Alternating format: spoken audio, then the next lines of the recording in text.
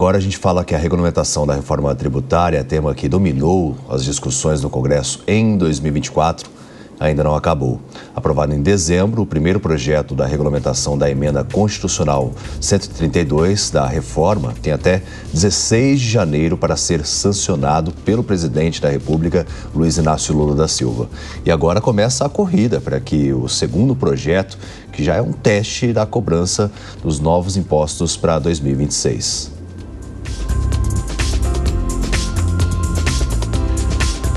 Está ao vivo aqui com a gente o nosso entrevistado para esclarecer todos esses pontos, né? Muito bom dia. Gostaria que o senhor começasse explicando sobre quais devem ser os avanços em relação à reforma tributária. Olha, em primeiro lugar, o PL 108 traz algumas preocupações com relação à questão do comitê gestor, exatamente do que vai tratar do IBS e da CBS. Né? Nós temos aí a autonomia dos estados. Nós temos questionamentos com relação à fiscalização, porque foi mantido no projeto a fiscalização tanto municipal quanto estadual quanto da União. Então, nós teremos aí 3 instituições de fiscalização fiscalizando o mesmo fato gerador. Isso pode trazer alguma insegurança e muita preocupação para as empresas. Segundo, nós ainda temos que discutir, porque a emenda constitucional previa em 90 dias o governo encaminhar a desoneração da folha. Talvez esse seja o ponto mais importante, porque na prática as empresas prestadoras de serviços estão sendo bastante sacrificadas com a reforma tributária. Talvez a desoneração fosse o contraponto, a forma de amenizar as perdas com relação aos prestadores de serviço, com relação aos simples e outros que ainda temos que discutir nessa fase agora este ano.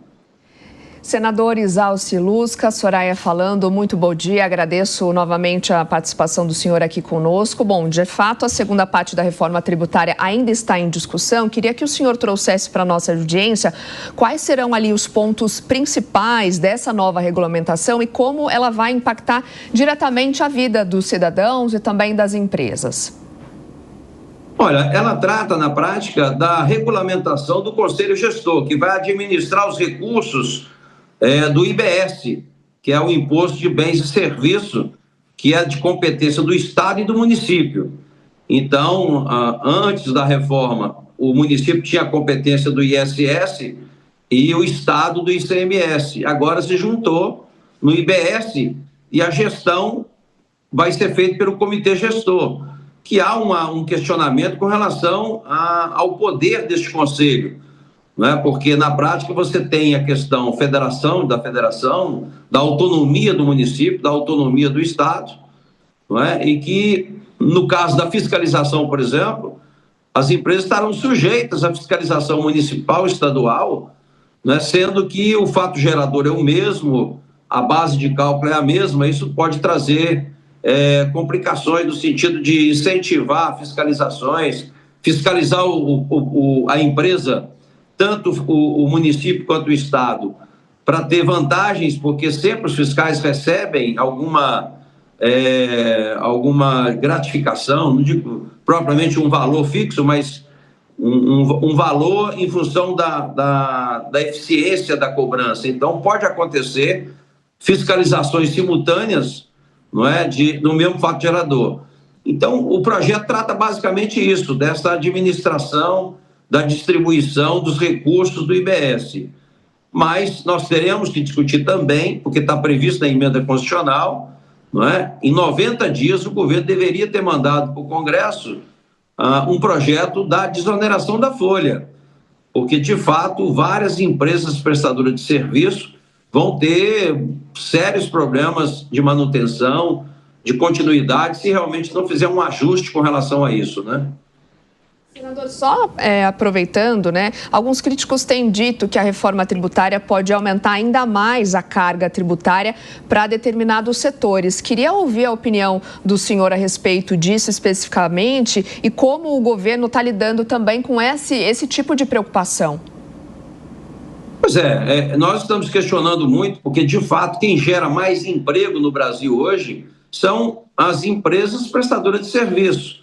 em especial o Simples. Mais de 90% das empresas estão no Simples. E essa reforma compromete a competitividade do Simples, porque na medida em que o Simples não oferece crédito para o comprador vai optar em comprar de empresas que dão crédito de 26%, 27%. Então, haverá, com certeza, um prejuízo grande para o Simples. Por isso que merece, talvez, uma emenda constitucional para resguardar o Simples, que é a maioria das empresas no Brasil. E as empresas prestadoras de serviço, que presta diretamente ao consumidor final, também haverá um impacto muito alto. Então, por exemplo, as empresas que prestam serviço aos condomínios, nós temos hoje milhões de condomínios, vertical, horizontal, que contratam empresa de vigilância, limpeza, conservação. Com esse aumento do IBS, vai inviabilizar essas empresas, porque provavelmente os condomínios contratarão diretamente, não através de empresa, porque vai ficar muito mais caro. Então, nós temos esses ajustes para ser feito, e a única forma de você amenizar a situação das prestadoras de serviço é a desoneração da folha, que o governo precisa encaminhar para o Congresso. Senador, eu vou incluir também na nossa conversa os nossos analistas, Diogo da Luz e também o Sérgio Zagarino, começando pelo Diogo. Bom dia, senador Isalci Lucas, um prazer falar consigo. Queria entender uma coisa, essa reforma veio prometendo simplificar a vida das pessoas, embora esteja sendo bastante centralizadora. Agora, nós vimos que foram colocados alguns chamados penduricalhos, exceções aqui, exceções ali, aumentos e coisa e tal. Nessa discussão que vem daqui para frente, pode aumentar ainda mais a ponto dela terminar mais complexa do que quando começou?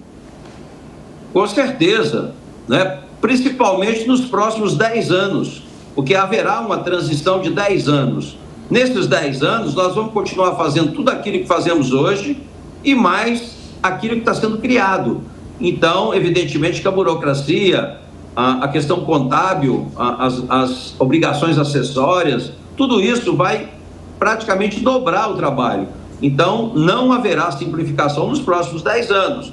Daqui a 10 anos, sim. Quando tiver implementado o projeto, aí haverá simplificação, mas neste momento não. Da mesma forma, foi vendido também a questão da neutralidade. Haverá neutralidade? Não.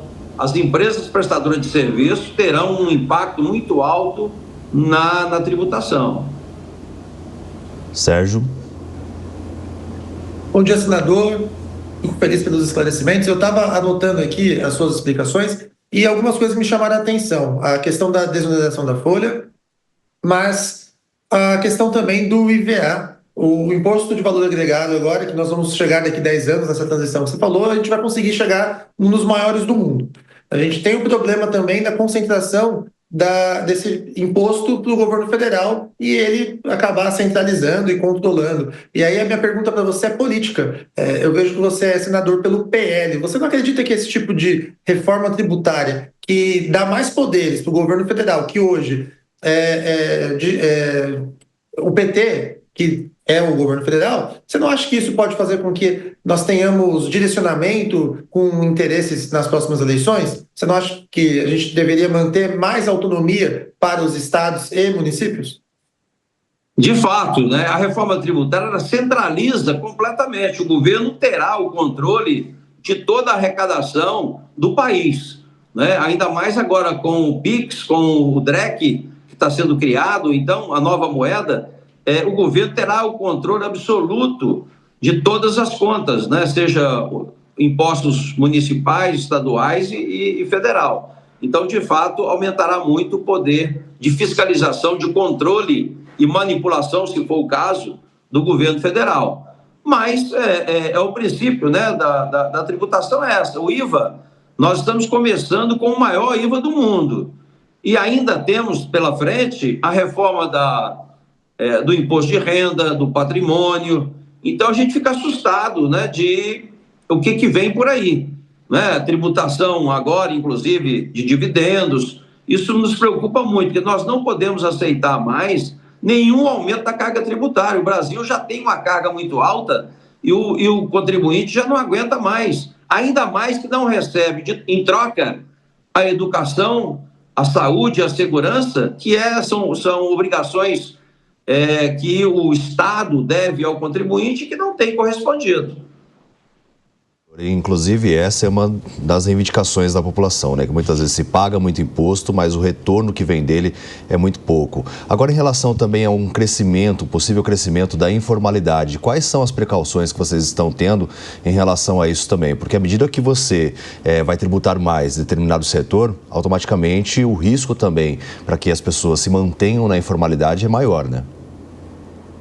Mas o segredo, a espinha dorsal deste projeto está realmente no sistema que está sendo adotado, né? Nós temos aí o split payment, que é a base da reforma, que será tudo online. Se o sistema funcionar como está previsto, né, que será o sistema mais moderno do mundo, que não existe ainda, essa é uma das preocupações, né? Por isso que nós apresentamos emenda para prorrogar o split payment inteligente, que é chamado, para 2027, porque em 2026 é quase que impossível você implementar toda essa tecnologia, o governo apresentar o sistema, depois as empresas adotarem, né, e fazer a sua adaptação, tanto contábil quanto operacional. Isso vai levar um tempo, mas de fato não haverá mais sonegação com esse novo sistema, porque você só aproveita o crédito se você pagar. Então é regime de caixa, então não há sonegação, porque as empresas exigirão o pagamento e o crédito do imposto na hora. Então, haverá, sim, uma redução drástica com relação à sonegação e à informalidade. E, por fim, senador, para a gente encerrar, qual a expectativa de fato em relação à aprovação, então, dessa segunda parte, né, da regulamentação da reforma tributária e como, de fato, ela pode fortalecer a economia brasileira a médio e longo prazo também? Olha, a forma que está sendo implementada, né, eu acho que será aprovado sem nenhuma dificuldade no Congresso, até porque o governo hoje tem maioria com relação a esse aspecto, né, com relação a esse ponto. É evidente que nós estamos caminhando para o IVA, que é um imposto adotado pela OCDE, que é um imposto adotado por as maiores economias do mundo. Então, a gente já deveria ter feito isso antes. Mas, evidentemente, vai ter uma transição, né, que nós vamos ter que suportar isso durante 10 anos, mas não tem outra forma. Nós temos hoje o pior sistema tributário do mundo. Então, a gente precisava mudar. Agora, a mudança é que nos preocupa exatamente porque não está tendo aí a neutralidade prometida e muito menos a simplificação.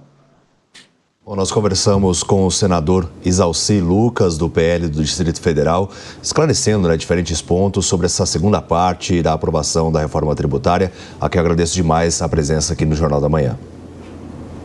Eu que agradeço. Um abraço.